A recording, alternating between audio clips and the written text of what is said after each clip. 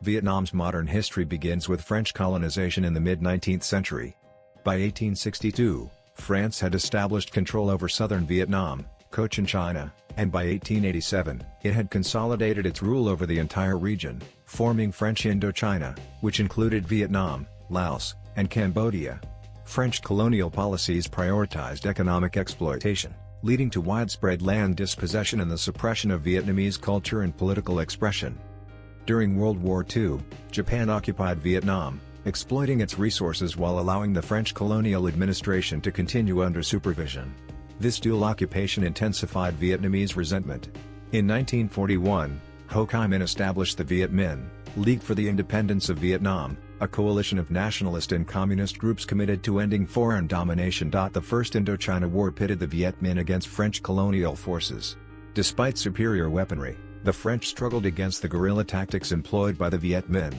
The conflict culminated in the decisive Battle of Dien Bien Phu in 1954, where the French suffered a significant defeat. The subsequent Geneva Accords temporarily divided Vietnam at the 17th parallel, with the north under the control of the Democratic Republic of Vietnam, led by Ho Chi Minh, and the south governed by the State of Vietnam, later the Republic of Vietnam, under Emperor Bao Dai and Prime Minister Ngo Dinh Diem.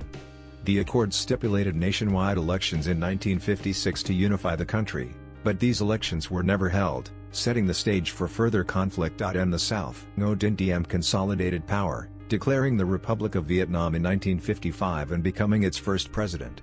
His regime, backed by the United States, was marked by authoritarianism and repression of political dissent, particularly against communists and Buddhists.